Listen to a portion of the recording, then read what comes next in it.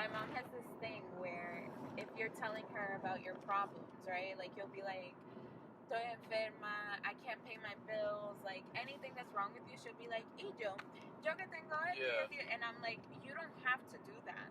And she doesn't. Okay, so, for example, one time, my sister, she parked a car at Walgreens, and she had left her bag in the car, and somebody broke all her windows and took the bag, and she had her passport, she had everything in that bag.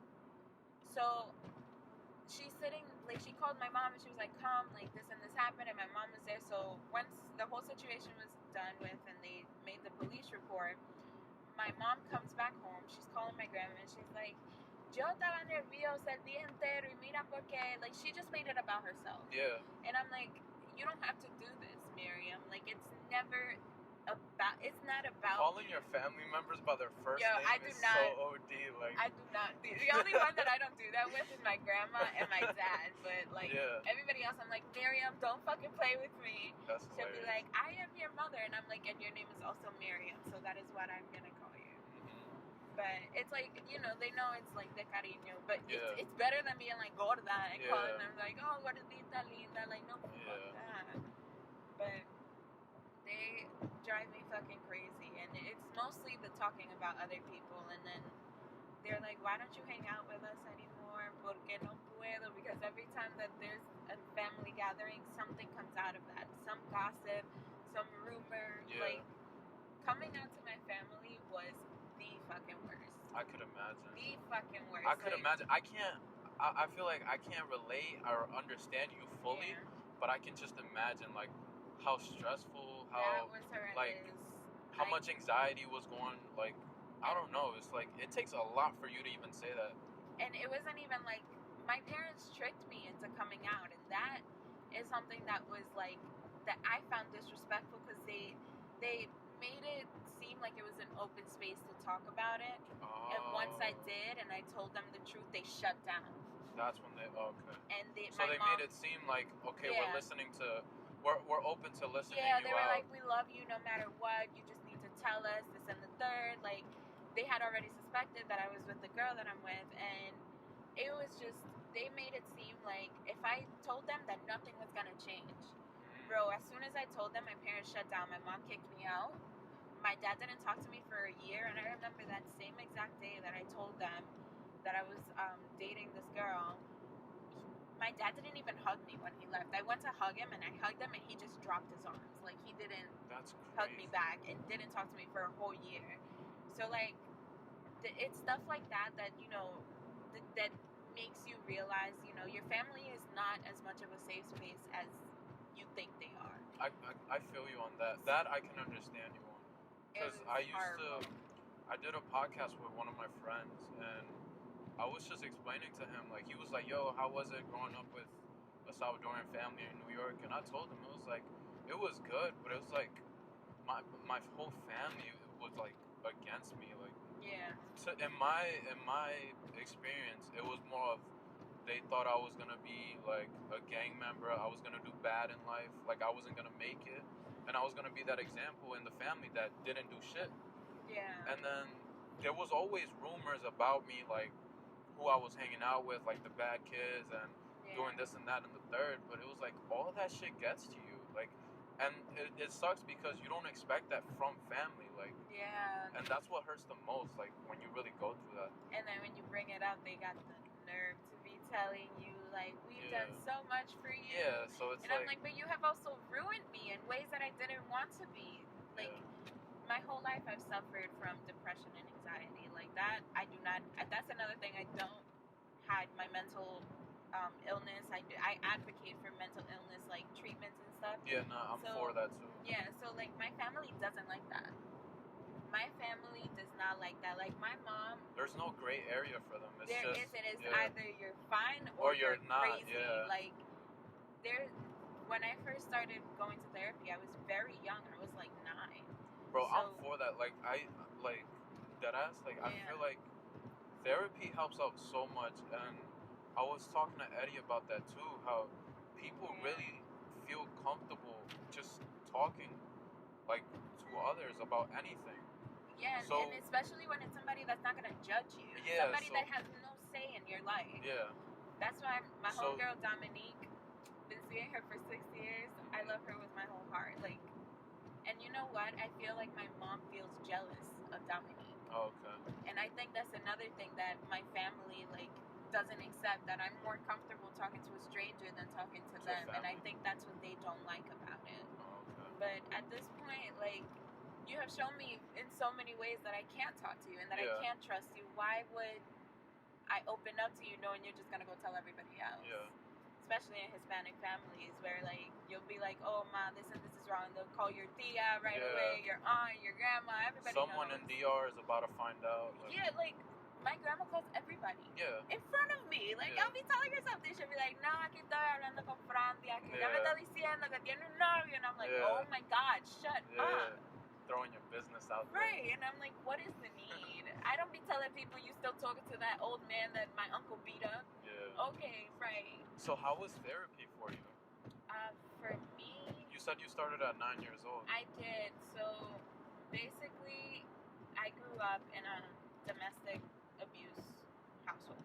Okay. That's simply put it. My stepdad was an alcoholic. It was intense, you know. So I started therapy through school.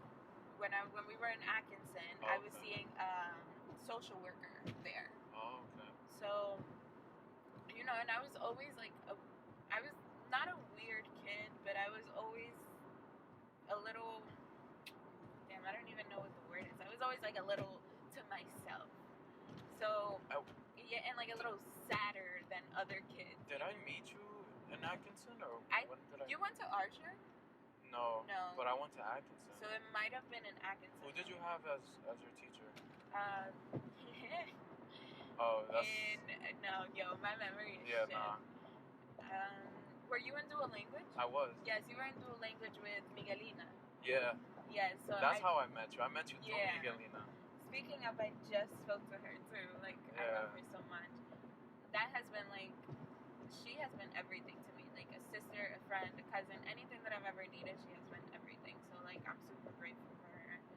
But So it's so crazy that you mentioned that because from my perspective, I did see you at Shaw, but I never thought that you were actually going through that during that time. yeah, Because when you're young, it's like you don't even think of that. Like, but I feel like it's more of because I wasn't like I didn't go through that. So Yeah. I guess in my world, like when I was at that age, I thought everyone was good. Like I thought everyone yeah, was. because it's all from like your perspective. You see the Yeah. world from your eyes, so you think I'm happy. Everybody else must be happy at Yeah. this age. Because what do we have to worry about? Yeah. But you know, I But would that's go not the home. case, Yeah, yeah. like I would go home and my stepdad would come home drunk every day, and it would be my mom fighting with him. The cops were always at my house, like, and I live right across the street from From the cops. too. So it's like there's not one cop in there that is old that I don't know because they have all been to my house already. Yeah. So that's like something you don't want to think about when you're in Atkinson and in 5th grade. Like you're thinking,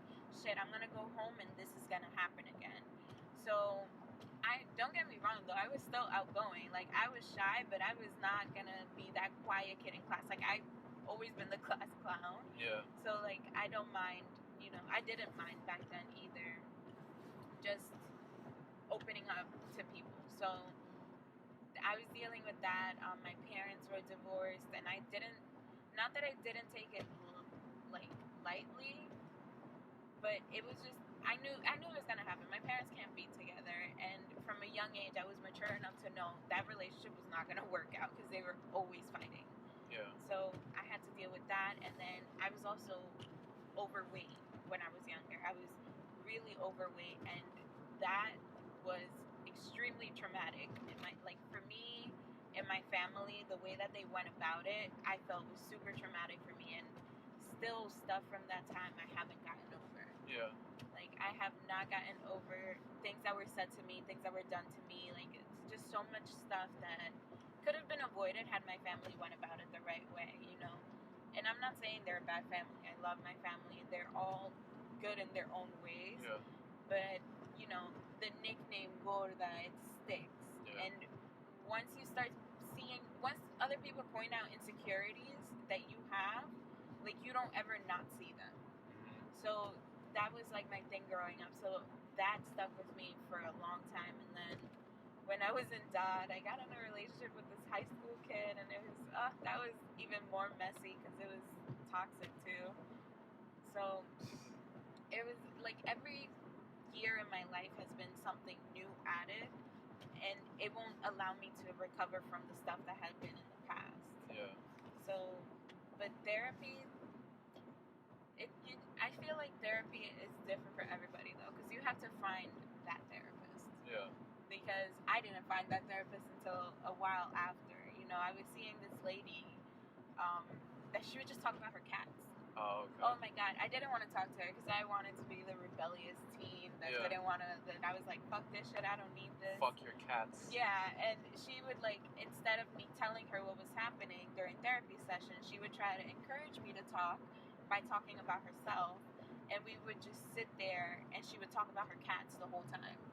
And I'm like, dude, you need a husband. Like, you gotta chill with the cats. And she collected mugs, and I'm like, I don't care. But then after her, there was this other guy, and I'm not a religious person. I don't believe in like God. I'm not, and I'm not spiritual. I'm just like, it is what it is type of person. If you believe and it makes you happy, do it. Yeah. If not, don't bother me about it. Yeah.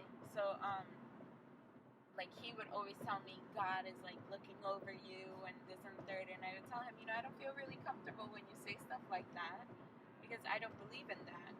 So, and he had me memorize this serenity prayer, and I'm like, I don't want to memorize anything because I don't believe in other stuff. And then after him, he referred me to my current therapist, which she is like a ray of sunshine in my life. We joke around a lot during our sessions, but I feel like in order for me to open up to somebody, we have to get to that point where I can joke around with you. If I can't joke around with you, I'm not opening up to you. Yeah. So she gets me 100%, and like before I say something, she already knows what I'm gonna say. So it all just depends on finding the right person. Yeah. But me being the stubborn person that I am, she will guide me in the right way, and she'll tell me, do this, and I'll be like, yeah, I'm listening. But I go and do the opposite, and I hurt myself, and she's just like, what am I gonna do with you?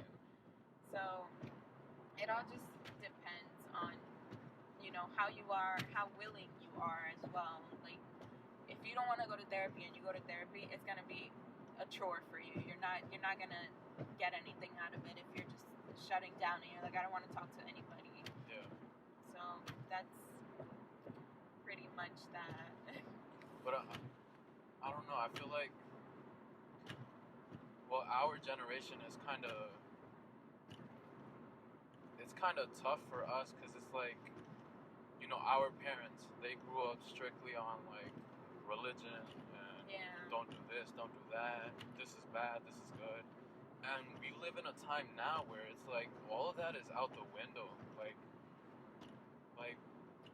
with, I don't know, like with me personally, I feel like with my family, it was, you go to school, go to college, and that's it. Like, your life is done. That's all you got to do. That's all you have to offer. Yeah. But now we live in a time where it's like you don't really have to go to college. Like, there's people really making bank without even having to go to college. Like, and there's different ways to go about it, which is like something that before it was never heard of. Yeah, and times have changed. People are more accepting now. Yeah. Honestly, it's not just about the money you make. It's about how content you are with your life. Like, I have been working a 9 to 5, and let me tell you, I hate that shit. Like, I don't like working a 9 to 5, and I hope one day I can get out of that. But I feel like since that has been the norm, that's what is expected of you to be. Like, I don't want, like, all of our parents did their jobs like the way that they could. Yeah. So they think, this is the future I'm paving for my child, and this is how it's gonna be for them too. And now we, as a generation, especially our millennials, as they like to call us, I mean, that is what we are, but they don't want to open up to new, not new opportunities. They don't want to open up to new perspectives. Yeah. They don't want to be like, okay, yeah, she can be good, and they obviously they want what's best for us, and what they want us to be set for life, but we know what's best for us sometimes too. And I don't want to work a 9 to 5 for my whole life, even though I know that is gonna pay the bills. Yeah. I'm not living just to pay the bills. I'm living to be happy and to do something with myself. So I think that's what's tough for parents to understand now too. I feel like, yeah, with them it's harder to understand because we're not really going with the norm anymore. No. With my parents, to them it was like the way they made money was through agriculture, like, and fishing, because that's how it was over there in our country.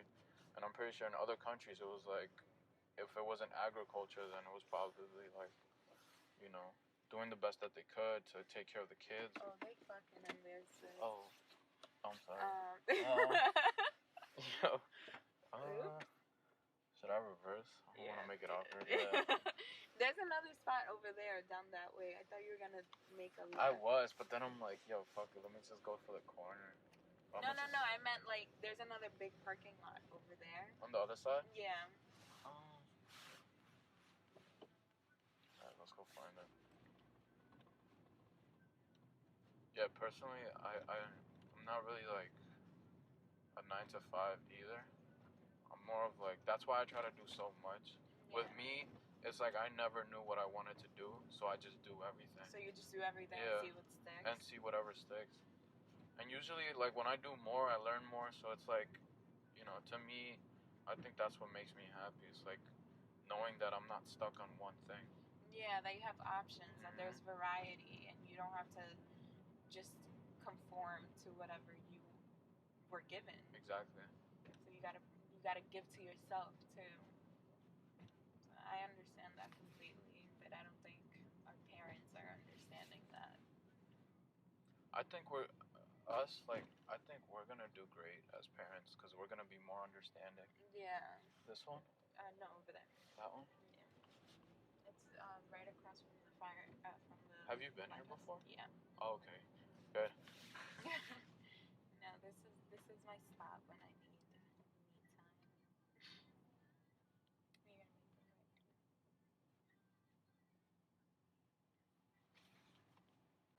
It's Freilandia. Freilandia? Yeah. Oh, okay. It has no meaning.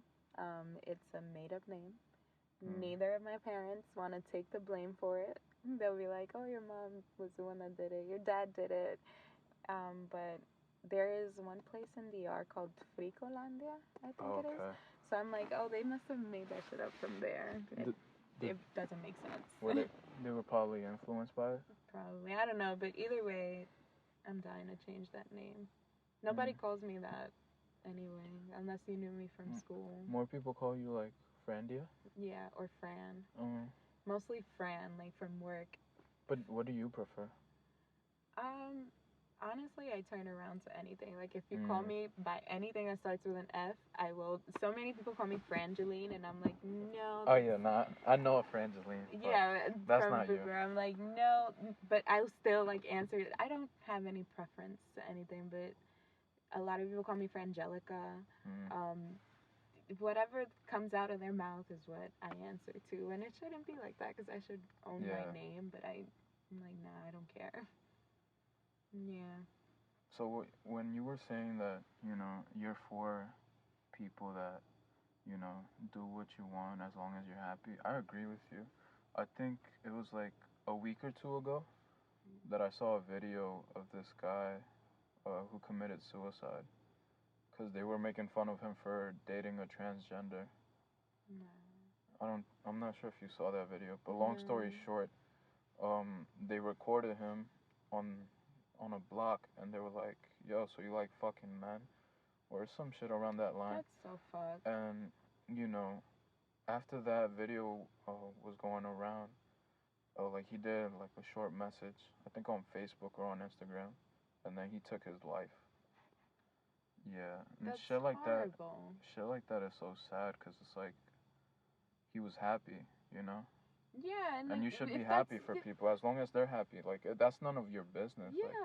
Like, what were they doing that was stopping you from living your life? And exactly. That's what bothers me. That people always have an opinion, and their opinions affect other people. Like, I'm not gonna say that I've never made an ignorant comment. You know, we all make ignorant comments. It's part of growing up and maturing and changing who you are for the better.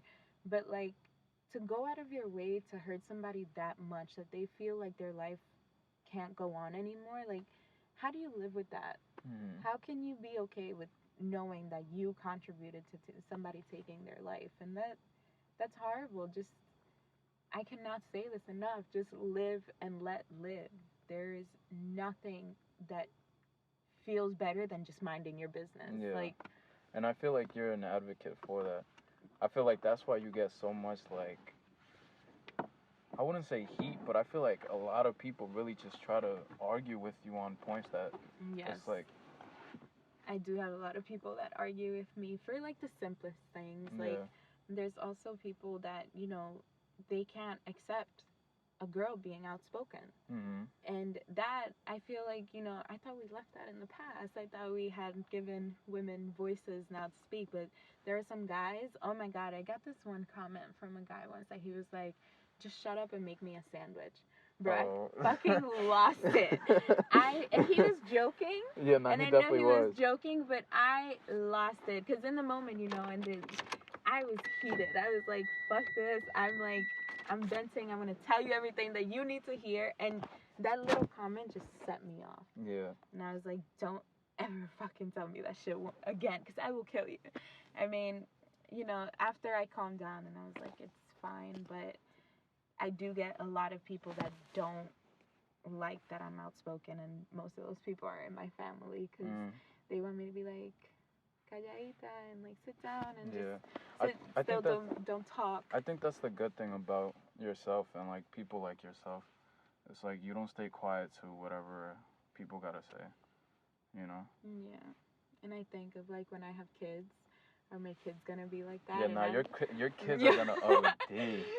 I'm gonna be like, oh my God. Your kids are gonna tell you that though. Yeah, and I'm gonna have to sit there and take it because I can't tell them to not, you know, express themselves. So I'm gonna get it real bad when I have kids, and I'm totally prepared for that. Not really, but that's another thing. And like, I love to educate people about immigration stuff that people don't know about, and I get a lot of, so why did your parents bring you to this country illegally? Like, why aren't you mad at them? Like, why would I be mad at my parents for that? Why would I be mad at my parents for trying to give me a better life? And it's usually the people that grew up in privilege that say stuff like that. Yeah, because it's hard for them to understand what we've, And they're just like, you know, your parents could have done so much more for you by bringing you here legally. And I'm like, but at the time, that wasn't the option. Yeah. You know, I was 5 when I came here, and my older sister was, I think she was 11. I'm not exactly sure. Did you guys come together? No, I came first, and then she came. So it was hard, you know, for both of my parents were already here. So my mom came first, and it was my dad, and then they made the plans to bring us both. So how'd you guys get here? By plane, but it was like illegal stuff that that has to be a private thing, cause that's how I came too. Yeah, so it's there's a lot of ways that people sneak around the government. What year did you come in? I think it was 2002. I was born in 97, so 8, 9, 10. 2000. After 9/11? Yeah, I came. Because I came before 9/11. You did? Yeah, and I thought after 9/11 it got complicated, but in your case, yeah, no, it would probably were still trying to work on their policies and everything then. And not just that, like the way that I was brought in was such a sneaky shit. Oh, okay. Like shit like it was shit so like, thought out. Bro, shit like that you just can't get away with nowadays. No, now like, bro, you cannot. You can't even bring like carne before they like, stop you. If you got a little leaf in your hair from another country, they'll be like, "What is that?" No, like they're not letting shit pass. They will not. So, you know, I'm thankful that I was brought to this country.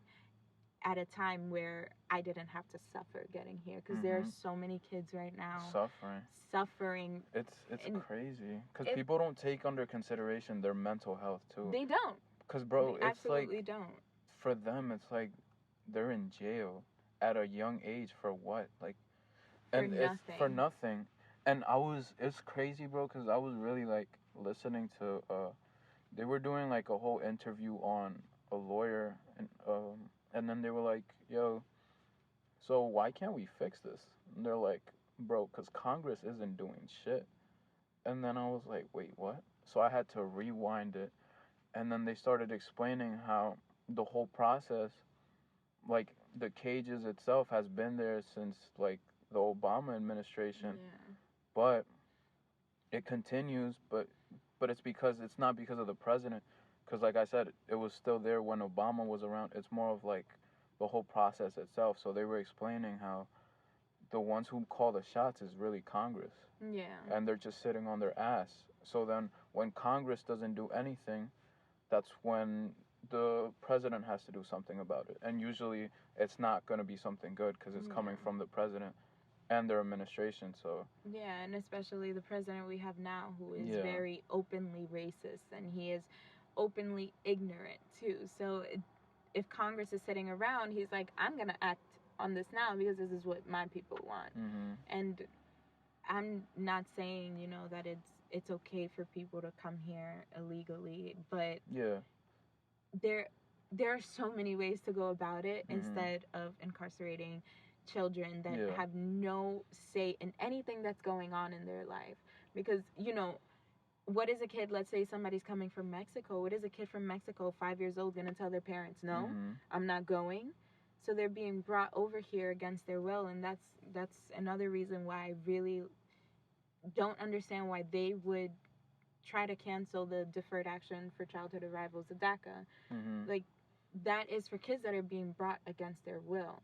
So what is the point of just, what is that word? What is the point of punishing these people for trying to live a better life, for trying to help themselves, for trying to give their children what they didn't have?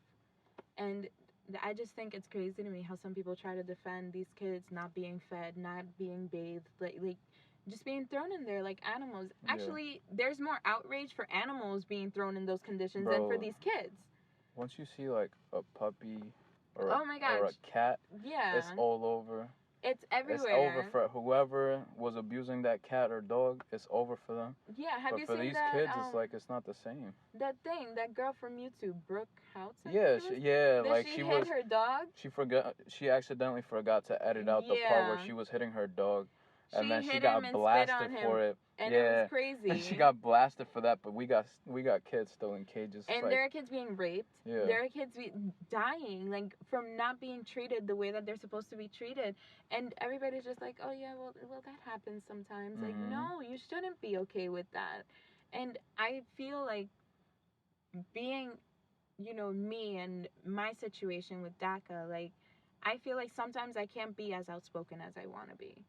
I feel like sometimes I have to keep things in for fear of bringing too much attention to myself and possibly getting deported one day.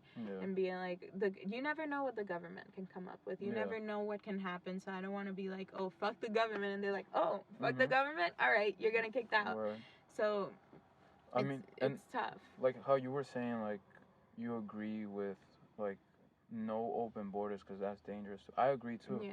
I agree, but like the thing with me is like when I agree to no open borders, it's like people are like, oh, you're for Trump, bro.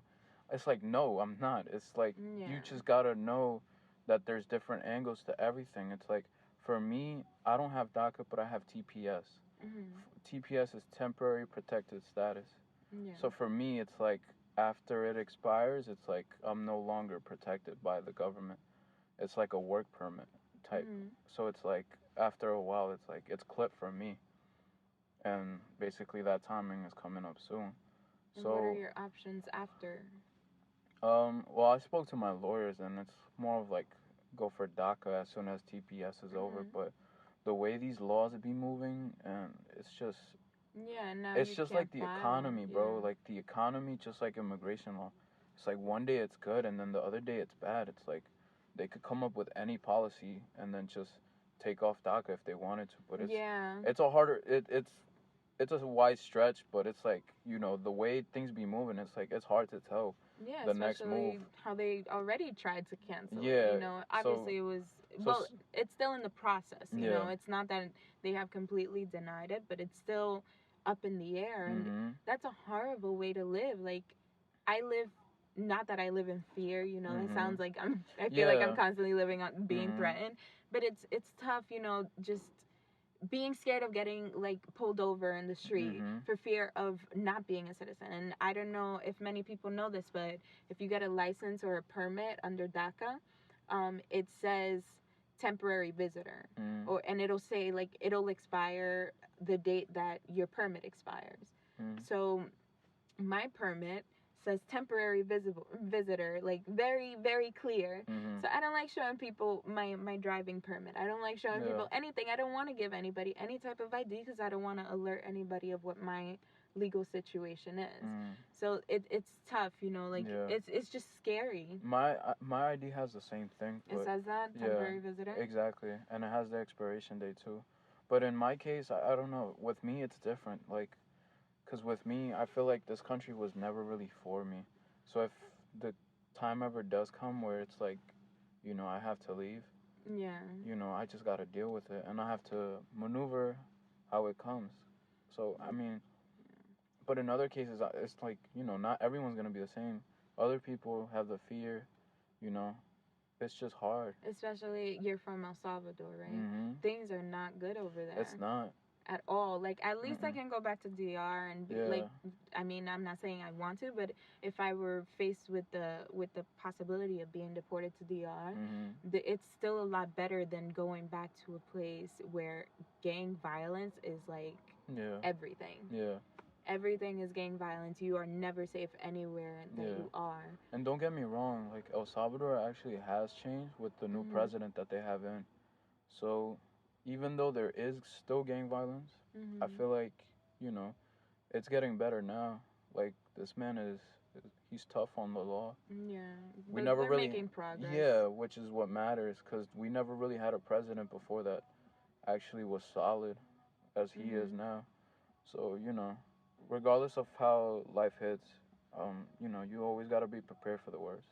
Yeah, that's another thing. I don't prepare for the worst. Yeah, with me, it's more of like, you know, it is what it is. Yeah. Know? And you can't be like that, because that... I don't know. I feel like it's just life. Like, if from my experience, I feel like no matter how hard life hits me, it's like I'm always going to take it as it comes. Yeah. Because that's just life. That's a good mentality. And as long as, you know, I'm breathing, I'm living, that's all that matters to me. It's like, and I thought of it, I'm like, even if they do send me to El Salvador, it's like I'm not staying in El Salvador. Like, I'm 100% for El Salvador, but it's not for me. Like, I'd probably thrive. Like, you don't feel like I feel like as me personally, I feel like I would only be limited to a few things. Like, I know if I went to a different country, I would probably make more progress. Yeah, come to DR. Let's go live in DR together. Because honestly, that's the way it's looking like now. Like, this country is just, it's a slow downhill. And I don't know where I'm gonna end. And I really like that mentality of yours, you know, to just take things as it comes. That is what I'm working for. I don't have that mentality, unfortunately. I'm the type of person that any little thing that goes wrong, I'm like, my fucking life is over. So that I have to work on, you know, and I have to accept. That's what I've been trying to work on, accepting things as they come. And I cannot. Currently, at the moment, I cannot. So, have you ever accepted, like, that you're gonna die someday? Or it's just... That is actually tricky, because the whole, you know, me not being a spiritual person or believing in God or any of that, that's tricky, because sometimes I'll just jokingly be like, oh my God, I'm going to hell for thinking that. But, but that's, you know, that contradicts, that contradicts but I me feel now. I feel like that's more of a saying than anything. So it's like, it's okay to say it. Yeah, and then, like, sometimes I'm like, holy shit, what if I do go to hell? So it's tough you know, feeling like there's nothing after you die, and it's tough accepting, for me at least, it's tough accepting that one day I am gonna die. And what I don't want, and this is the craziest thing, I don't want my parents to die before me. I want to be the first one to go. And obviously, you know, that's not the way that it is, but I don't want to experience losing my parents. I don't think that that is something that I can handle. That's something I used to think of at nights when I was like 12, yes, 13. that's horrible. Like 12. Who does that? Bro, at the age of 12, 13, 14, 15, I would just stay up at night and I'd be like, damn, like, I don't want them to leave. Like, yeah. Like, I hated some aspects of, like, their parenting, because it was like, yes. You felt like, bro, like, just let me live. Mm-hmm. Even sometimes now, like, us being grown, it's like, there's really people out there, 25, 26, still not living because they're under their parents' roof, and it's like they still got to abide by their rules. Yeah. So, but with me, it was like I kind of hated that aspect that they really didn't let me go out that much, but it was like, when they did, it was like, damn, like, yo, I really don't want to lose them. Like, yo, what am I gonna do once they're gone? And shit like that, I would just stay up just thinking about it, and it felt horrible. That is exactly how I felt too. Like, I was always like, you know, I can't freaking believe that I'm not allowed to do this. And, you know, I wasn't the type of kid to be like, I want to go out. And I still am not to this day. I don't think anybody can say that I'm a party person, because I really do not leave my house. I enjoy my room very much. But, like, even when I was younger, you know, I'd be like, oh, Ma, I want to go do something with my friends. And she'd be like, no. I'd be like, I can't fucking believe that you're doing this to me. And then, you know, when you come down from that anger, it's more, I know why you're doing this. I know that you want the best for me, and I see that, and then I feel guilty because I'm like flipping out, and it's just a constant cycle. But I think that part of maturing is realizing that your parents only want what's best for you, and understanding that too. And understanding that when you have a kid, it's gonna be the same thing. That's where, like, that's trippy. Like, you're gonna have to decide, am I gonna let them go out today? I don't want to have that responsibility, so I'm not having kids. I'm gonna have a bunch of dogs instead. Like, my dogs are never gonna ask me to go out. But that is, I understand where you're coming from. I used to do that when I was younger too. And, like, did you ever have those things where, like, I don't know if this ever happened to you, but my older sister, she used to sleep with music on. And she would listen to, like, really sad music. Well, I thought it was sad at the time. But for her, it was just mellow music. Okay. So I would cry every time, like, at night. Like, I'm just thinking, like, what if something happens to my parents? Like, I would literally cry. And I definitely cried when I would think about it, because it was like, that's I would shed tears. Like, I wouldn't cry all night, but it was like, in that moment, I just, like, probably shed a tear or two. Yeah, and you have to be like, no, I'm not going to think about this right now. That I definitely can relate to. That happened to me a lot. But, you know, it's part of growing up. So back to the DACA thing, because for me, I haven't really done research in my situation. Neither have I done enough research on DACA. So does DACA work the same way as TPS does? So, let's see. So for DACA, it's complicated, because I read a little bit about TPS. I didn't read a lot, but for DACA, I don't know. Do you have the option to renew your TPS, or that's it? No, after this year, it's clipped. That's it. Yeah. Okay, so with DACA, we do have the option to renew every 2 years. Okay. Well, for now, we have the option to renew. I know that they're not accepting initial requests now, but the guidelines are, you were under, I believe, like, if you were under 15 when you came to the country, then you can qualify. If you have no criminal record, if you haven't had any run-ins with the law whatsoever, and if you have stayed in the country since you came. So if you came to the country and you left and then you came back, I don't think you can qualify for that. Hold on. So, let's see. So I'm not So if you left the country. Yeah. And then came back? Yeah, if you left the country and then came back, I don't think you can qualify for it. Okay. But it basically covers you for 2 years. my biggest issue with DACA was that it allows you to go to school, it allows you to go to college, but it wouldn't give you financial aid. Now we get federal aid, I believe it is. Don't quote me on that because I still haven't done enough research on that aspect. So I don't know if you know this, but I went to Albany for one semester. Oh, okay. So the reason why I'm not in Albany still is when I went up there, well, upon filing, to go up there and go to school at SUNY Albany, I signed all the documents that I needed to sign, and I didn't know, and this is something that upsets me because my guidance counselor in high school should have known, and she didn't know either. So this is a problem because it's not a common knowledge thing, and it affects a lot of people. Okay. And so she didn't tell me that I didn't get financial aid. So I thought that I did, and I applied and everything. Albany very gladly accepted me. When I got there, my permit had been expired, by the way. So when I got there, I went to the financial aid office and I spoke with this lady. Ironically, her name was Fran. Oh, okay. And I go up to her and I tell her, my permit's expired, it's pending. That was around the time that they were doing the presidential switch. Okay. Around voting times and stuff. So DACA was still up in the air. So I go to her and I show her my permit. I explain everything that's happening to her, and she goes, "Oh, you're fine. Okay. You're good."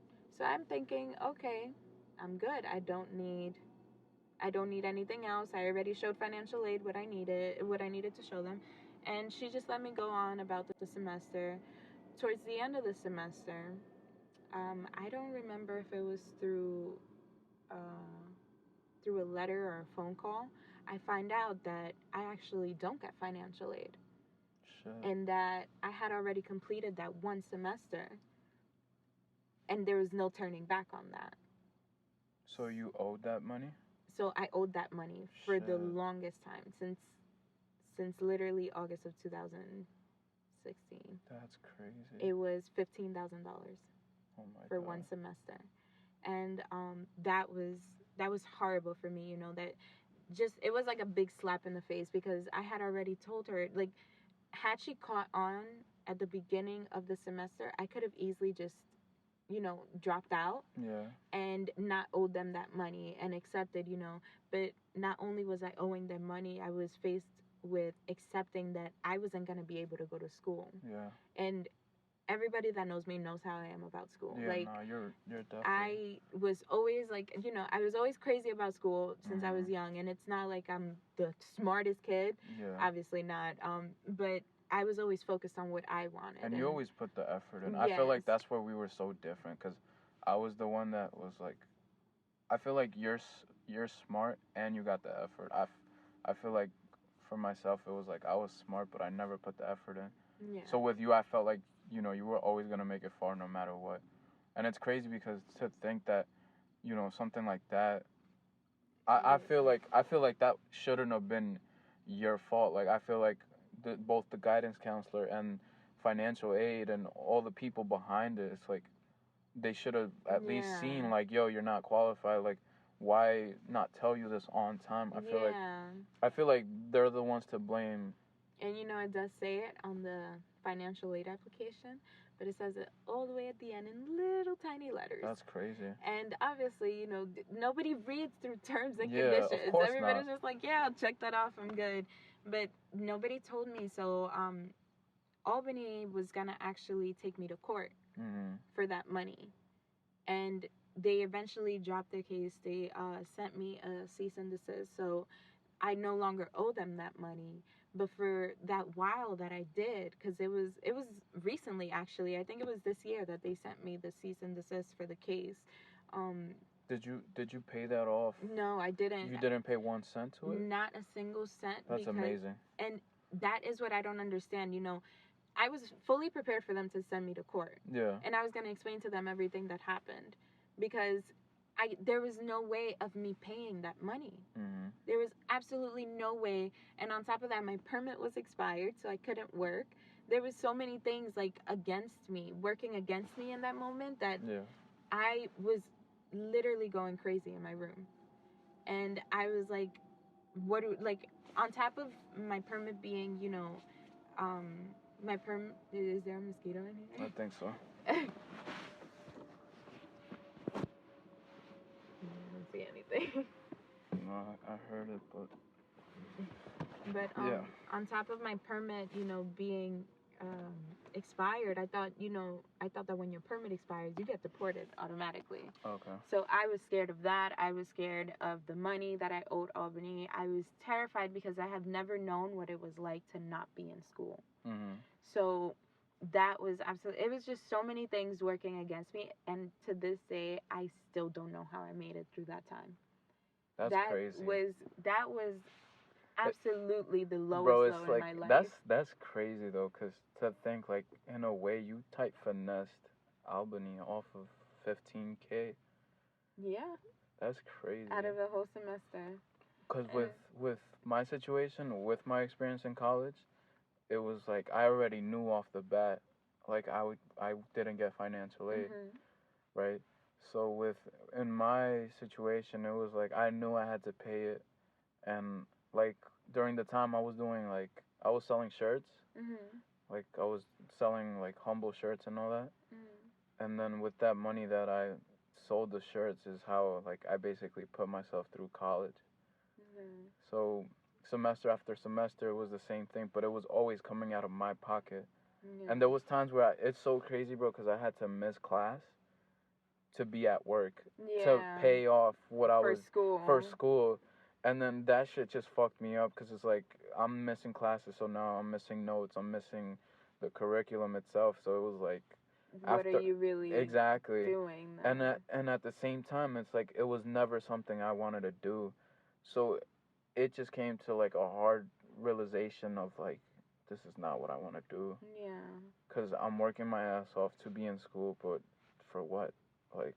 And now that it's a common knowledge thing that once you get your degree, your job is not guaranteed. Yeah, so that it was always on my head, and that's something that I argued with my parents for so long. Yeah. Because to them, it's like they never went through college. The most that my parents went through on education in El Salvador was probably high school. Yeah, and not even finish it. And not even finish it, exactly. So to them, me going to college was like, all right, you doing something. Yeah. But once I got there, it was like, it's not, how they picture it in high school. It's not like, yeah, bro, it's easy. You just go in, you come out with a degree, and you got a job right after. No, it's not like that. Yeah, no. I had, while I was in college, I had an English teacher. It was English 102, and she was explaining to me how her son did like 4 years in business, and to this day he has no job. He works in Starbucks. Wow. Yeah, and I'm like, bro, but with a degree in business, he can get somewhere. Like that's something that. And then she's like, wait, no, never mind. He did a different degree or some shit, and he went hard for it and didn't get a job. I don't remember what degree it was, but like realizing that it's like, wow, like you'll spend money here, you'll waste your time here just to not find a job. And don't get me wrong, and I feel like it's not all jobs. Like there's some jobs that are really out there that is like guaranteed, but it's hard. But like you spent your time, you devoted your life to these 4 years of college, to just end up. And I'm not saying at all that Starbucks is not, like people that work in fast food and stuff. I'm not saying at all that that's not a good job. But for you to have a goal in mind that after you get out of college you would be pretty much set for life, because that's how they make it sound, that you're good for life. You get out of college, you're fine, as opposed to other people. But it's not like that, and I really wish they would stop telling kids in high school that. Yeah, I feel like they should be more honest with kids, like and picture a more realistic picture instead. Like, I don't know. I feel like when I was talking to a guidance counselor, it was like, yeah, you go in there, and then like I said, like you come out with a degree, and then you're all set. And then it's like once you're there, you realize like, wait, no, it's not it. Like. I don't know. It sucks, and I do specifically remember speaking with my guidance counselor in high school, and they just make it seem like there's no other option. Mm-hmm. Like you have to go straight from high school to college, and that's not like that. You are allowed It's a just like break parents. period. Yeah, and like your parents. Yeah, so That's it's what like everybody else hears. from both Yeah. ends. It's like from both the high school and your parents hearing you have to go to college. Yeah. It's like you become so accustomed to hearing that it's like That's what I have to do. yeah, that's what you have to do. And it's not. You don't have to do that. You can explore your talents. You can devote your time into something that is going to make you happy, because in the end that's all that matters. Whether you could go to school for 5 years if you want, as long as the career that you're choosing is going to make you happy, it's all worth it in the end. Mm-hmm. You know? So, and it really upsets me to realize now at my age that when I was younger, the only option I was ever given was college, especially being first generation to graduate high school. Yeah, that's where I feel like I can agree with you, because it's like that's really what first generation really just pushes on you.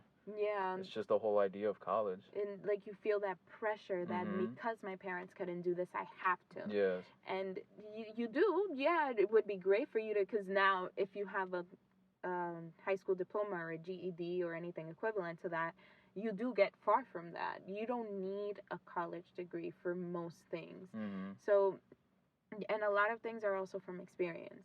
Like in my job, I currently work in law, personal injury law, Mm-hmm. and no fault law, which is like representing doctors and stuff. So, I didn't have that in mind when I went to school. I went to Albany for my major was English. Mm-hmm. I wanted to do something in English. And, that's another thing. When I told people I wanted to have my major in English, not many people told me that I had options. It was either you go be an English major and you become an elementary school teacher, a high school teacher, or Mm-hmm. there was just teachers. You couldn't do anything with an English degree except be a teacher, and that's not true. Yeah. There's so many things that you can do. You could be writing freaking speeches for the president. Mm-hmm. There's so much that you could do, but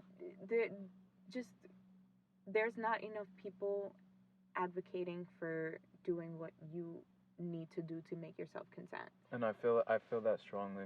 Yeah. I feel like there's more people advocating for college than Yeah. free creativity, like doing what you want to do, not being scared. Because I have plenty of friends that to this day they're in college, but they're not doing what they want to do. They're just there to please their parents. Yes. Because the stress is on them. And it's like, and I talk to them and I tell them, yo, I feel you. Because I was 2 years ago, 1 year ago, I was in your shoes. I was there. I felt like I was doing this for nothing. And I got out of that. And ever since I got out of that, I feel like my life isn't where I want it to be, but it's getting there more than it was before. Yeah. So, but everyone's life is different. But I feel like in everyone's case, it's starting to be like they're not doing what they want to do, and they should. They should be reaching for, like, if you want to do art, be the best at it. Just make sure that it's gonna hold you down with bills, because nowadays you could do art, but at least have something on the job on the side that's bringing in money. Because you don't want to, focus on your art and then your bills are all piling up. Exactly. So you can honestly just find the time. If you can find the time to party, if you can find the time to take pictures and post it on Instagram, you can find the time to work for your future. Yeah. Those 5 minutes you spend scrolling on Instagram could be 5 minutes spent researching into something that you want to do, something that would make you happy. But about that, kids going to college and not doing anything with that upsets me so much, because as somebody who, I can go now because they just recently passed a law that DACA students get federal aid. Now I can, apply for a loan, but before, when I couldn't, when I was slapped in the face with the fact that I couldn't go back to college, seeing kids in college not doing anything, that would hurt me, and I would go home and cry every single day, because I'm like, I want to be here, and these people are just throwing their degree away. They're going to get their degree at the end of the day. They're going to do the bare minimum and get through classes. But because I couldn't accept my situation, I would get angry at people who go away for college and just drink the whole time. Yeah. And they don't do anything with it. They don't go to any other classes. They're copying notes from people. They're cheating on tests. Like, that stuff would upset me because I'm like, I want to be in your shoes. Why do I have to be dealing with the cards that I'm dealt, and I can't be in college doing what I want to do? Yeah. You know, so that is still like a sensitive spot for me when people go away, or when people in general go to college and don't do anything with it. They don't take advantage of the opportunities of clubs, of sororities and fraternities and stuff like that. I don't support those, but I know that they can actually help you, you know, wherever you're going. They have connections and stuff. So that actually really upsets me when I see people going just to please their parents and going and wasting their parents' money. Because some parents really want you to go and they're willing to pay, and you just go for the experience, not for the education. That upsets me still, but that's a story for another day. I feel like that's why, for me, I like I tell you, I be telling like most of my friends, like, just do it. I'm not for quitting your normal job. I'm for staying with your normal job, but not giving up once you clock out. Yeah. Because the thing with me is, like, and I'm glad I realized this at a young age. Like, when I used to work at Taco Bell, like, bro, for me, working at Taco Bell, at the moment, it was horrible. But looking back is, like, I always look back to everything. I look back to when I was walking, when I would take the bus, when I would take the train. Now I obviously have a car. I have a little bit of money in my pocket.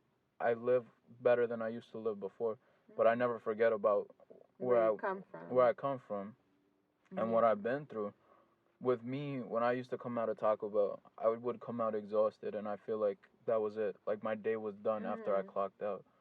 And then once I got out of that job, because I feel like you come to a point in a job where it's like you've had enough. Yeah. So once I realized I had enough, and I had another job that just came to me, and I wasn't even looking, like, it just came to me.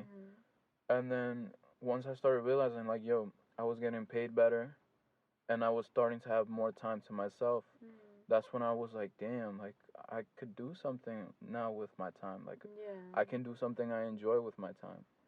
And then little by little, it was more like, that's when I started telling people, like, bro, once you clock out, do what you enjoy.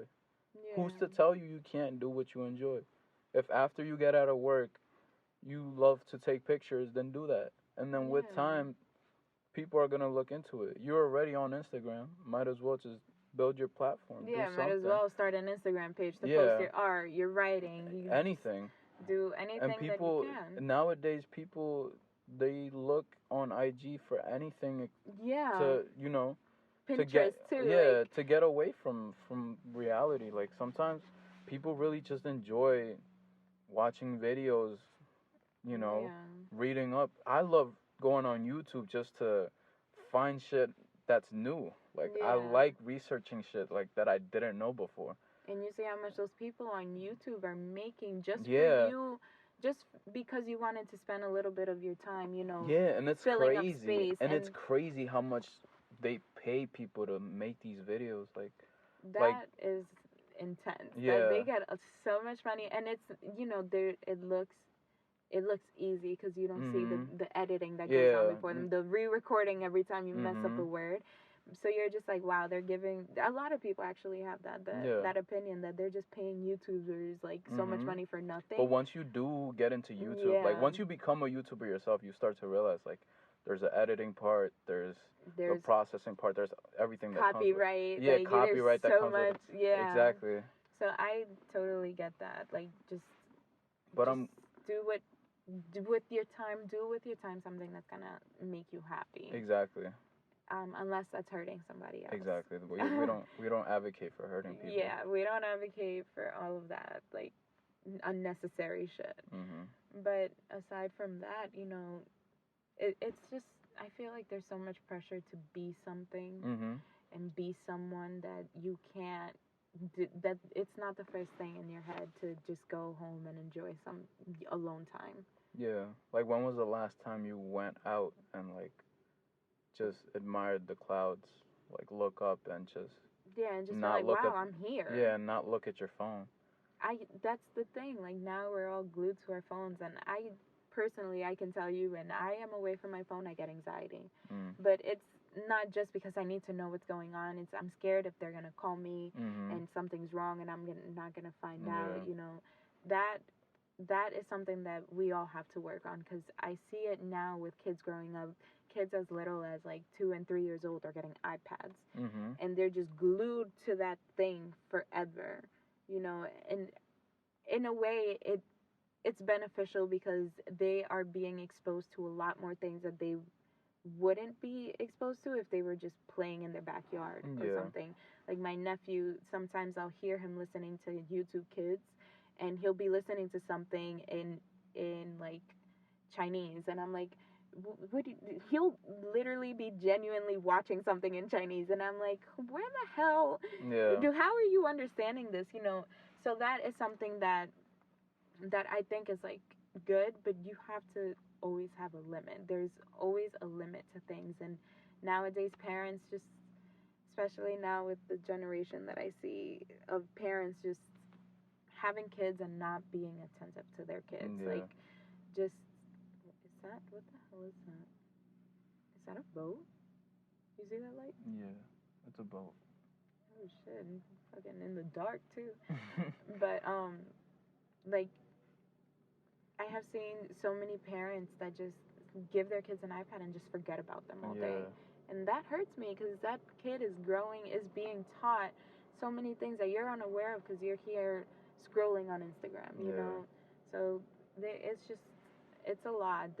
There's so much going on that I want to help. Do you ever get that feeling that you're just like, I want to change so much, but there is so much that needs to be changed that I cannot change a damn thing? Yeah. Like, And then that's when I feel like that comes to mind once in a while, and then I have to realize, like, I can only do so much. Like, I could only do, like, it's not to say that I can't do it. It's more of like, you know, even if you do try to do everything, it's just, I can only start with me. Yeah, you can only do so much. Yeah, and that is an overwhelming feeling, and I very, very usually get overwhelmed with stuff like that, where I'm like, I want to change so much of my life that I get overwhelmed and I don't do anything, and I will just lay in bed. And that's not a good mentality to have, honestly. Yeah. But sometimes you just gotta deal with the cards you have. Like, I just recently got into a really bad car accident, and not many people know about that, so I haven't told anybody. But the guy ran a stop sign and completely totaled my car. Oh shit. And I don't think, like, I've recovered from that. I don't think that I've mentally recovered from that, because now, you know, every time I'm in a car, I get a little bit nervous, whether I want to or not. It's like, you're still in shock. Yeah, it happened only like 2 weeks ago, I think it was. I don't blame you. So I'm just like, you know, but then when I'm in the car with my mom, like, I'll be like, okay, don't do this. Like, even though she's been driving for much longer than I have, like, I want to change little things that she's doing, and I'm like, Mom, don't do this, don't turn here, like, so I want to change everything around me, but I can't, because I haven't changed anything in myself, and like, it is extremely, extremely exhausting to deal with stuff like that, like, just knowing that there's so much in the world that needs changed, and you can't do anything because you're just one little grain of rice kind of thing. Like what's happening in Brazil with the Amazon forest. That is terrifying. Like, a big source of the world's oxygen is on fire right now, and nobody's really doing anything about it. It's crazy because they didn't even put it out there until until 2 or 3 weeks after it was burning. Whether it's like for political gain or economic gain or whatever gain they want to call it, it's horrible. Like, and how is it that no one tried to put it out there? It wasn't until people on Instagram started going crazy about it, you know? that's not something you want to hear through Instagram. That's something you want to hear through word of mouth. Like, hey, this is happening. What are we gonna do about it? And everybody just like reposting it on Instagram. And I do get, reposting it and getting the word out there is a step. But what are we doing as people? What are we doing to help? We're not doing anything. Just sitting on our couches. I feel like a repost only really. Like, a repost will bring awareness, but it's not going to take the fire out of it. It's like... It's not. You keep reposting and reposting, but the forest is still burning. Exactly. And there is nothing we can do about it. And I did read somewhere that it was the fire was started so they could, like, I don't know if this is true or not, don't quote me on it, but that they burned certain sections so they can start building on it. So, like, they wanted to, and then it just kept burning, and it just got out of control, and now it's like a full problem. Yeah, I'm not sure how legit that was. Yeah. Because that picture I had seen, like, before, like, a few months ago, with the people from the Amazon, like, sitting down in court or something. Yeah. And then they were trying to say how it was because they won the case, that's why they burned the Amazon. I don't know. For whatever reason, I just feel like no matter what it was, like I was saying, like whether it's political gain or economic gain, it's still you just like you just don't do that shit, and it's like it's horrible. We are slowly destroying this planet in so many ways, and I hate that we're made to think that us as like individuals can fix it when there are corporations pumping oil into the water, and you think that by you not using a plastic straw that it's going to help anything. Yeah. Like, that upsets me. That mentality definitely upsets me, that people are like, oh, you're hurting the planet by drinking out of a plastic bottle, but we're putting the responsibility on people instead of corporations which are doing the biggest harm. And how do you fix that? Yeah. I don't know how you would fix that. That's like when a girl gets into a relationship and her man's cheating, and then she goes off on the girl that he's cheating with. Yeah, like, it's like, bro, it's the guy. Go for the person who's causing it. Like, exactly. I mean, she might have not even known you were a thing. And that's where I feel like, and that's why like I personally love YouTube, because you find so much shit out about everything. Like, bro, once you realize like YouTube and all these platforms, they really serve as information. And then once you start looking into like the right information, that's when you start to realize like, yo, there's corporations, there's big people out there, there's money that's being wasted, there's so many things fabricated on the news, like fake news, #Donald Trump. But it's like sometimes it's like for their own biased opinions, whatever it may be. Yeah. And once you start to realize that, it's like, who do you believe? Who do you blame whatever's going on? Yeah. Like, who do you put the finger on? Like, when all this shit is just so fucked up. Like, I saw an article, and I was watching a video. It was like, about Jeffrey Epstein. I'm not sure if you saw that case. So Jeffrey Epstein, he was a billionaire that was, trafficking kids. Oh, that he killed himself recently, right? Yeah, correct. Yeah. So according to like the whole thing, it was just so sus from the beginning. Bro, I swear before he even committed suicide, I'm like, they're gonna kill him or he's gonna commit suicide. Cause it was that big, like it was that obvious. Yeah, it was that obvious that this thing was not gonna be like just a straight path, like. So they basically, like, I still remember to this day, I was, like, at European Republic on Merrick Road in front of Compare Foods. And then I look at the TV and they're like, Jeffrey Epstein just committed suicide. And they were saying how his cellmate wasn't there and he was already on suicide watch, but they were like, nah, he's fine, we'll just put him back in the cell. And that the 2 guards weren't even taking care of it. And they faked reports that they had checked on him 30 minutes before, but in fact they didn't. That's when, like, you become interested in the shit, and then you start to realize, all right, so why is this man so important? All right, so he's trafficking kids. He rubbed elbows with the president, not only Trump, but with Clinton too. And it's like, wait, then you start to do more research, and it's like, yo, it's just so fucked up. Yeah, and on top of that, like, there's police corruption involved too. Yeah, They like, didn't check on him. They were saying how even the pilots, like the pilots knew that these little girls were coming into because they had private jets, right? Mhm. And he had his own private island. So they would just go to the island, and the pilots they wrote down, like, on the transcripts, the names of the little girls, and then after the first flight, they would only do initials. But not only were the girls coming, there were political leaders coming in too. Yeah. And this is off of they were saying, they were like, all right, so where were these planes coming from? Like, where were they leaving from? And it's crazy because the airport itself is right near Jersey and Manhattan.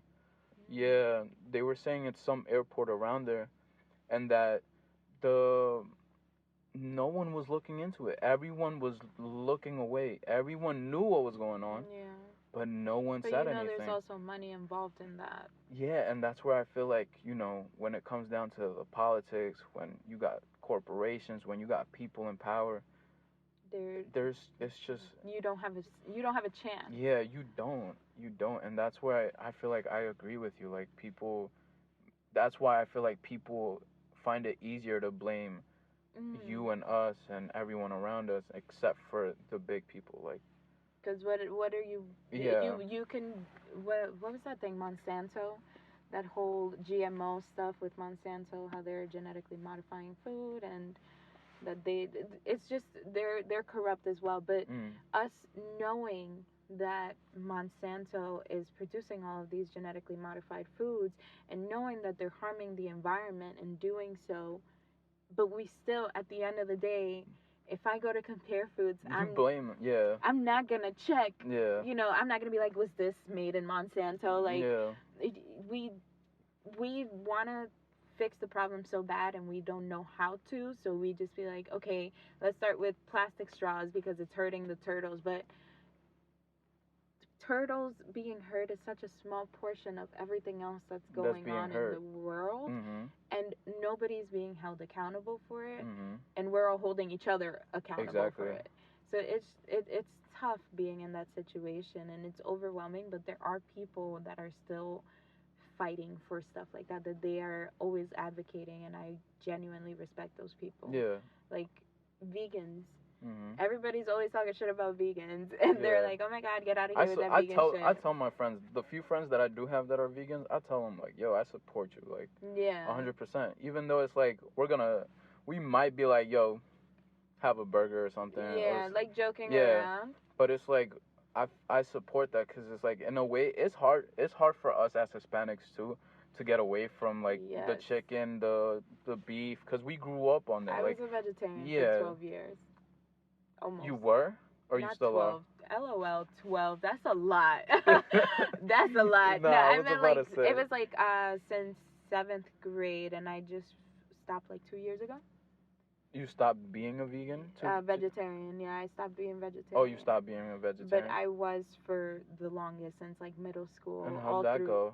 It was horrendous at first. That's why I'm agreeing with you with that whole Hispanic thing. Like, my mom would not accept it. Yeah. She would cook meat and put it on my plate, knowing that I was refusing to eat it. And when I would eat around it and the meat would stay on the plate, she would get so mad. It's so much traditional food that just revolves around, like, poultry, beef, everything. Yeah, and now I don't eat beef. Yeah. I mean, once I stopped being a vegetarian, I started eating chicken again, which is no better. Yeah. But I feel like beef in general is a huge contribution. Like, the beef industry is such a huge contribution to global warming too. If you look into that. Yeah, I saw that, like, on a pound of burger, it's like 32 cars running a mile. I'm wrong on the cars. I know that for a fact. I know I'm wrong on the amount of cars, but just the general idea of it. They said it's 1 pound of beef equals to such amount of cars running a mile. And that, to me, just blew my mind. And to me, it's like, for me, I feel like it's hard to stop, but I do try to stop. Like, recently, like, these past 2 months, Like, once I saw a video of how they do the dairy industry, I cut that shit off, like, Yeah. completely. Because I don't even like milk. Like, I never really liked milk, but, like, the few times that I would get milk, it was probably, like, with cereal.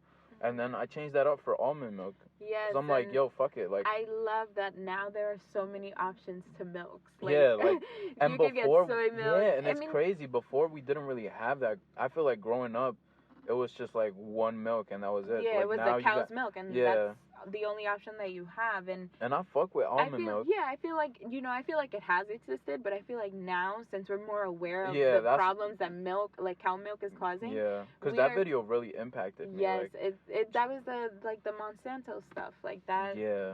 I don't remember what the name of that documentary is, that video really, like, I showed it to my mom, and then I was even able to change my mom's mindset on milk too. Like, now she'll probably get it like once in a blue moon. Yeah. But it's not like before, like every day, every dragging. meal included like some type of exactly. dairy. So now it was less, and then I feel like I looked into the politics of it too, like us drinking milk in school. Like, pizza with milk, bro. It's like, what? That is so like, much what the fuck dairy. Bro, like, what the fuck were we doing drinking milk with pizza? And it's not just the schools, it's public. You see commercials of Got Milk, where they advocate for milk and, like, how you should drink milk and how it helps your bones. But is there an actual study that proves that it does give you, it does give you calcium. You know what they said? And I even looked into it. They said that with calcium, your bones actually get weaker. Yeah. Which is, like, I'm telling you, bro, like, shit like that, when you really start to, like, just do your research, like, start searching for shit. Like, when you search, just don't take everything. Yeah, like, I'm not saying, like, once you find an article, just believe it. I'm saying look into different things. Like, be open to different areas of things. Like, so once I saw, like, that the milk industry was cutting a check to the schools, like, to the boards and everything, it was like, all that shit just made sense. Because it's like, bro, you could have given us water. So many options to give us water. Besides milk. And it's like, shit like that, it's like, and damn. not just that, you see that instead of giving us milk, if they don't give us milk, they give us a juice. Mm-hmm. It was never, like, water was never an option. Yeah. And if you did want water, you would have to pay for that. Yeah. So it's all just a big cycle of keeping us following these rules, and corporations just getting money. Yeah. And getting more money. Because there's no way, like, how do you give us free milk? Like, we have to pay that on a regular basis. When there is water, when that there's water, for free. Like, why couldn't you give us free water instead? But it's like, again, you're pushing your agenda. You're getting your money's worth. But I feel like even with beef, like, back to the beef thing, like I was talking, I tried to stop it. Like, now if I do eat beef, it's probably like once in a blue moon. I started eating more, like, I don't know if you know what falafel is. Mm-hmm. I think that shit. That shit is probably bad, but it's like, I know. Well, it depends. If it's chickpeas, it's chickpeas. It's chickpeas. Yeah. So it depends on where you get it from and what other ingredients it's added to, but it's not that bad. Yeah, I feel like I eat, like, for me, it's like I feel better after I eat it, cause, like, I'm full. I'm not. Like, you ever have McDonald's, you eat it, and then you're like, you feel so gross. You feel like a slut. Yeah, you feel like a whore. You're like, what the fuck did I do? Yeah, and then you're still hungry after that. Yeah. So that shit just has you fucked up. But with that, I feel like I'm not starving after. I'm good for, like, I could eat that once a day, and then I'm good. Yeah. Like, that's how much it affects me. And then, again, I'm not hurting any cows. And it's like, I'm not saying I'm a vegan now. It's more like, you know, you're it's like making healthier choices. Yeah, and I try to minimize the hurting itself. Yeah, and just thinking, like, when you're young, you think, oh my God, milk. You don't think they really keep these cows pregnant all year round. Bro, it was because you don't think that cows only produce milk when they're pregnant. Like, that's not something that, like, once you start, Imagine being pregnant for years at a time. That's exactly how I saw it. Like, when I saw the cows, I saw it as women. Like, I saw it like, bro, imagine if we did this to women. Yes, just kept them pregnant all year round. Just kept them pregnant all year long. And they were saying, like, bro, this is not good. Like, the way they were doing the process, they were saying like sometimes even the cows, they'll get like bacteria on the otters. Yes. Udders. Otters. Yeah. Otters. It's okay. It's a tough word. So English isn't your first language. Yeah. That's my excuse every time I pronounce something wrong. I'm like, English isn't my first language. Yeah, facts. So they were saying how like there's bacteria on it, and then that sometimes blood leaks out. Yeah. And the FDA has like a certain amount that they approve. That they approve of semen. Bro, and like a bunch of shit. Bro, like that shit just blew my mind. I'm like, yeah, nah, that's it. Like that was the last time I ever drank regular milk. And then I sometimes guiltily drink milk, and I try to like finish what I'm eating quick. Like it's mostly with cereal. Sometimes I'll just eat it really quick because I'm like, I'm not thinking of all the nasty shit that the FDA has approved in this shit. It's so crazy because you be thinking like FDA approved this, like, oh, okay, we can trust it. But you can't, bro. You can't. Like, look into it. It's like they were saying like they really let a few, I think it's ounces or pints of blood. Yeah. And in Eastern Europe, I think it's even more or some shit like that. I forgot where it was. Just the fact of thinking that you're not getting pure milk, and milk isn't even supposed to be for us. Mm-hmm. We don't. Yeah. We don't. We're not supposed to be drinking that. Yeah. So it's like, and then on top of that, we're drinking that shit and it's contaminated. Like, who made that shit the norm? And who think about how like on a cow titty. Yeah, and then was like, yeah, this is it. This is it, bro. And the fact that we never even questioned this. Like, imagine if there wasn't IG. Like, I feel like Instagram has really brought so much awareness to us. Let's just say, like, we didn't have the platforms that we have now, whether it's Instagram, Twitter, YouTube, everything, Facebook. Let's just say we didn't have that for a sec. Imagine us still drinking milk. Like, we still wouldn't know the harm that we're doing to our body. Like, and there's so much. We wouldn't be aware of any other options. Because to be honest with you, the first time I found out about almond milk was through Instagram. Somebody posted about it. Yeah. And I was like, oh well, let's try it. And then I tried it, and it tasted okay. It wasn't, you know, because you're used to the taste of the cow's milk. It's a change, but it's a healthier change, and it helps you so much in the long run. But even though, you know, almond milk does contribute a little bit to the whole like earth dying, because to make, I think it's like 1 gallon of almond milk is like 12 gallons of water, something like that. But it's still better than keeping a cow pregnant years at a time. Yeah. Like, and then on top of that, once they're done being pregnant, they get killed for meat. Like, that, who invented that logic, and why are we still following it? And that's what I like about social media. Could be a horrible place, but it could also be a very educational I feel like thing. if you're looking for the right things, you'll find it. If you're putting yourself out there to get information, you will get it. But if you're putting yourself out there to get to get attention, you might not get the right kind of attention. This clout shit is a drug in itself. It is. And any little bit of attention will really get to people's head, and that's sad.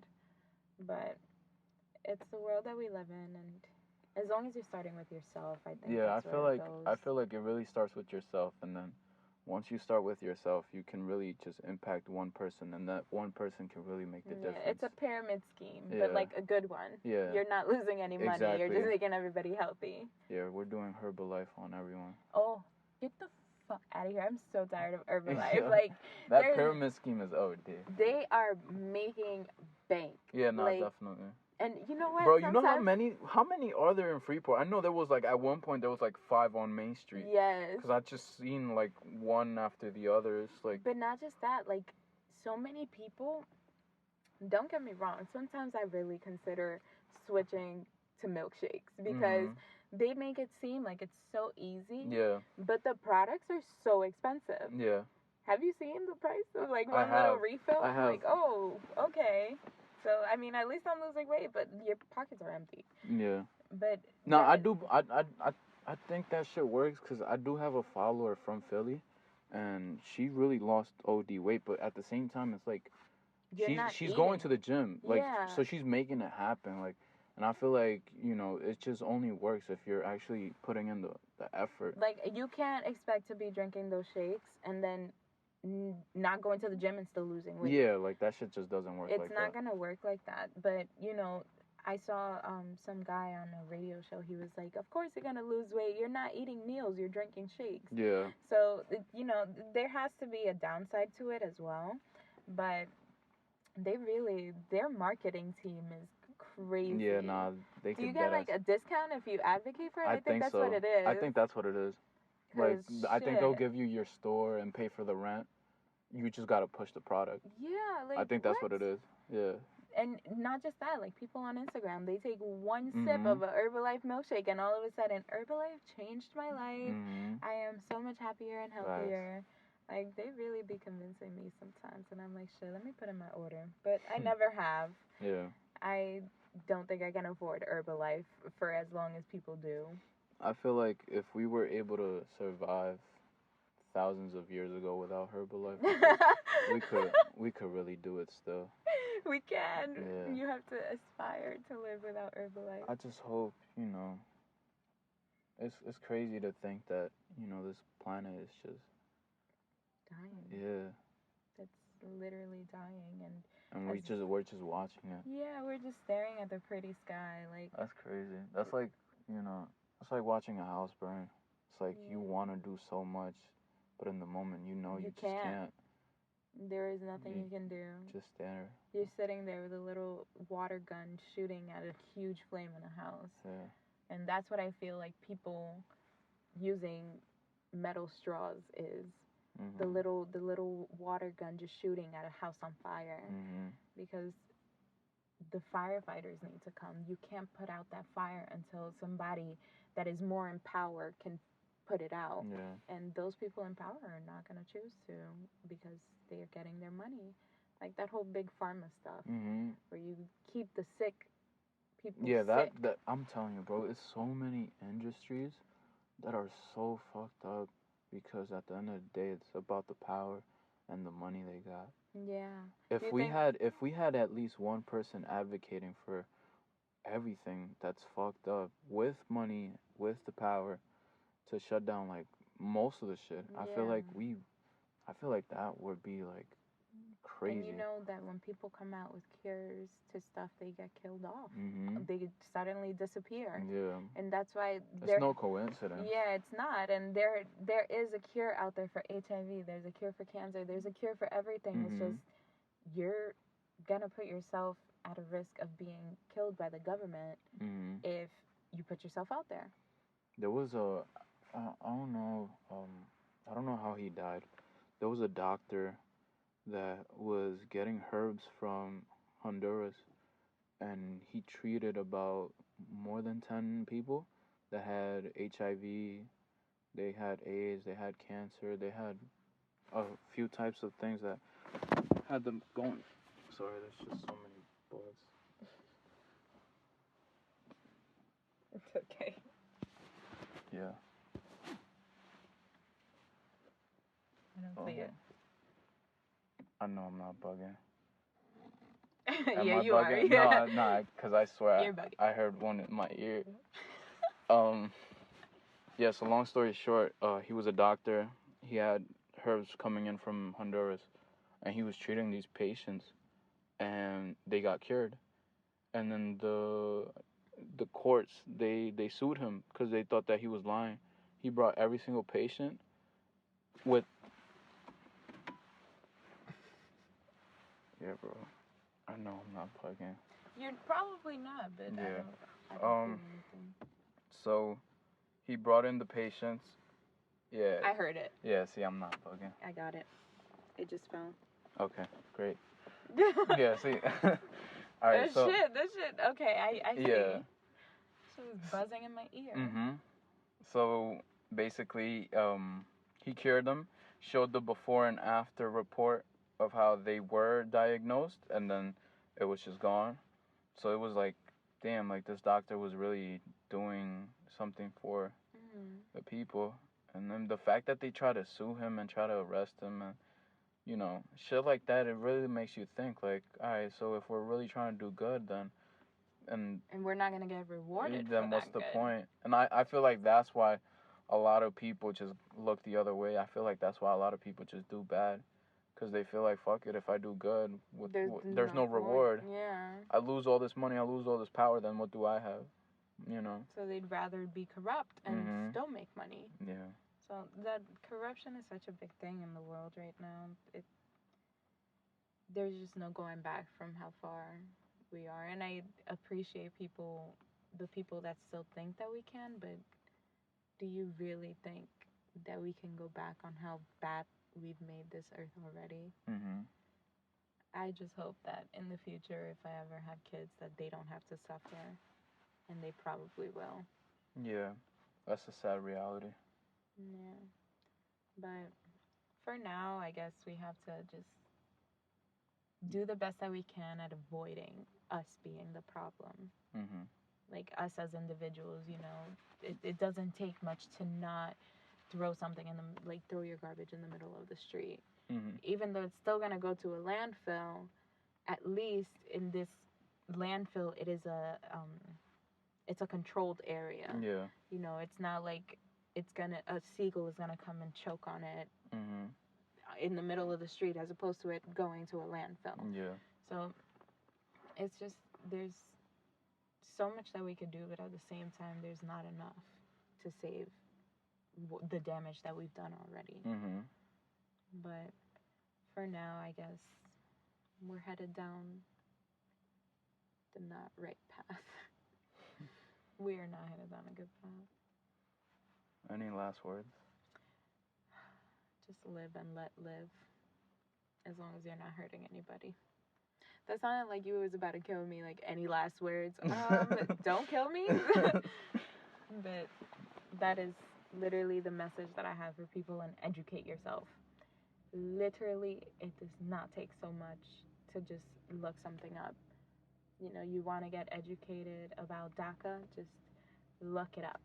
You want to know how you can help with anything, just look it up. It doesn't take that much, and try to be mindful of other people. Yeah. Because you never know how much what you say can hurt somebody else.